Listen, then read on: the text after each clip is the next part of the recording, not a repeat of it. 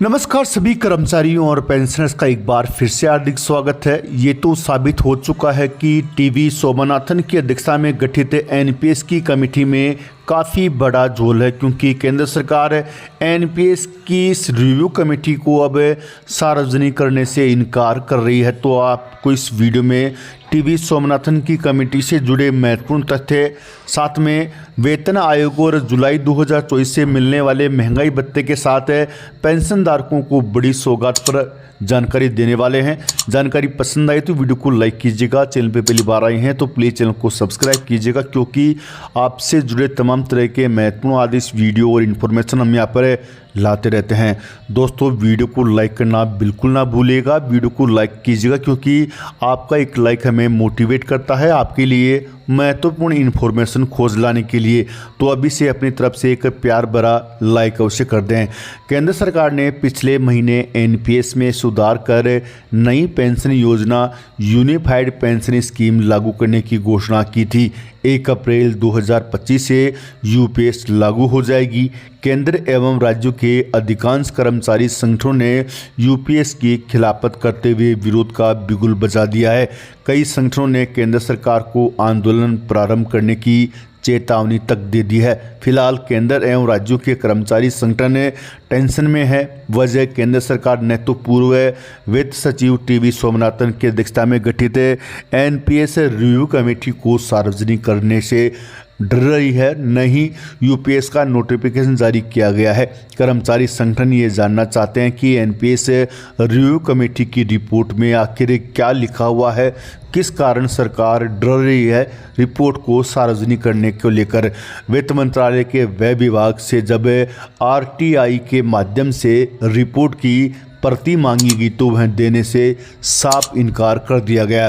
कर्मचारियों का सवाल है कि टीवी सोमनाथन कमेटी रिपोर्ट को केंद्र सरकार इतना सीक्रेट क्यों रखना चाहती है। महाराष्ट्र में लंबे समय से ओपीएस की लड़ाई लड़ने वाले महाराष्ट्र राज्य जूनी पेंशन संगठन के राज्य सोशल मीडिया प्रमुख विनायक चौथे के अनुसार यूपीएस लागू करने वाली टीवी सोमनाथन कमेटी की रिपोर्ट देने से केंद्र सरकार ने साफ इनकार कर दिया है। वित्त मंत्रालय ने कहा है कि इस रिपोर्ट को सार्वजनिक नहीं कर सकते। विनायक कहते हैं कि आखिर इस रिपोर्ट में ऐसा क्या है जिसे सरकारी कर्मचारियों से छिपाया जा रहा है। इस रिपोर्ट को सार्वजनिक करने में क्या दिक्कत है। पुरानी पेंशन ओपीएस को दरकिनार कर यूपीएस क्यों लाई गई है, यह बात सबको पता चलनी जरूरी है।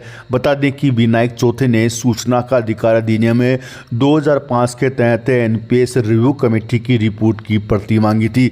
वित्त मंत्रालय के वेब विभाग ने 10 सितंबर को उनकी आरटीआई का जवाब देते हुए लिखा कि उक्त जानकारी सेक्शन 8 के sub section 1 of RTI act 2005 के अंतर्गत इस सूचना को सार्वजनिक नहीं किया जा सकता।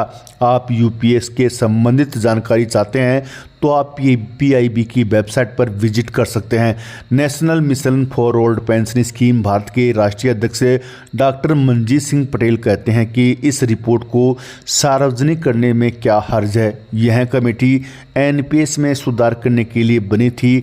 अब इसकी रिपोर्ट को क्यों छिपाया जा रहा है। 30 सितंबर तक अगर यूपीएस का गजट नहीं आता है तो नई दिल्ली के जंतर मंतर पर यूपीएस एनपीएस के विरोध में महा आंदोलन होगा।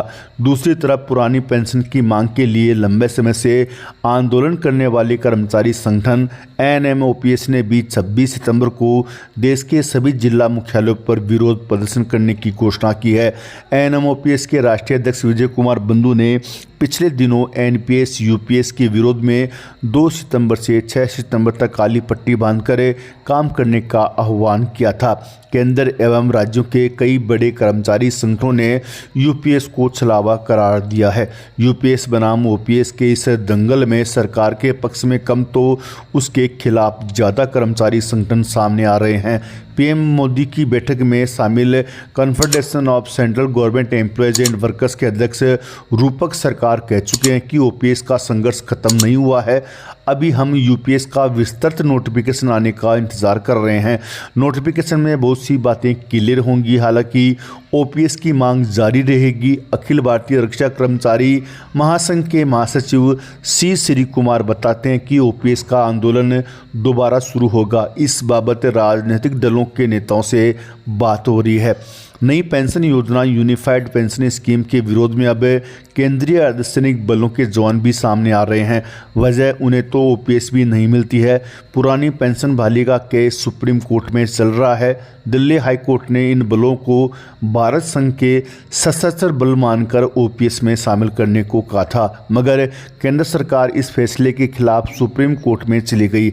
अब यूपीएस के प्रावधानों से इन बलों के जवानों की परेशानी और ज़्यादा बढ़ गई है। वजह केंद्रीय अर्धसैनिक बलों में सिपाही जीडी के लिए ज़्यादातर नियुक्तियां 18 से 20 वर्ष की आयु में हो जाती है। यूपीएस के तहत उन्हें अब 25 साल की सेवा में वीआरएस मिलेगी। अगर वे 45 साल की आयु में वीआरएस लेते हैं तो उनकी मासिक पेंशन 60 वर्ष की आयु में शुरू होगी। ऐसे में 15 वर्ष तक परिवार का गुजारा कैसे होगा। वहीं आपको जानकारी के लिए बता दें कि जुलाई 2024 से केंद्रीय कर्मचारियों और पेंशनर्स को 3% महंगाई भत्ता और महंगा राहत मिलना कन्फर्म हो चुका है। इसकी घोषणा सितंबर महीने के अंतिम सप्ताह में होने वाली केंद्रीय कैबिनेट में की जाएगी। फिलहाल केंद्रीय कर्मचारियों और पेंशनर्स को 50% महंगाई भत्ता और महंगा राहत मिल रहा है। 3% बढ़ोतरी के बाद कुल डीए और डीआर बढ़कर 53% हो जाएगा।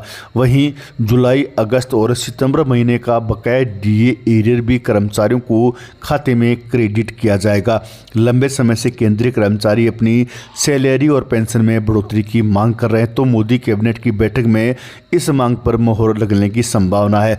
वहीं न्यूनतम वेतन, फिटमेंट फैक्टर और 8वें पे कमीशन पर भी केंद्रीय कर्मचारी संगठन लंबे समय से संघर्ष कर रहे हैं और सरकार से मांग कर रहे हैं कि जल्द से जल्द 8वां वेतन आयोग का गठन कर दिया जाए, ताकि सही समय पर केंद्रीय कर्मचारियों को 8वें वेतन आयोग का लाभ प्राप्त हो सके।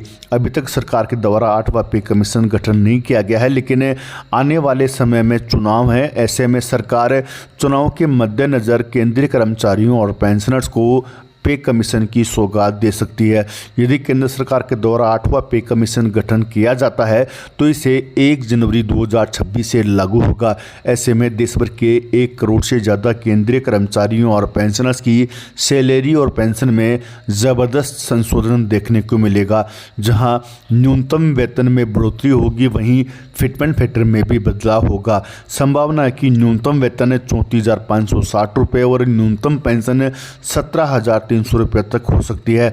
यदि केंद्र सरकार के द्वारा 8वें पे कमीशन पर मोहर लगाई जाती है तो इसे 1 जनवरी 2026 से देश भर के केंद्रीय कर्मचारियों पर लागू करना होगा। वहीं राज्य सरकारें भी अपने स्तर पर 8वें पे कमीशन का गठन 8वें पे कमीशन की सिफारिशों को लागू करेगी।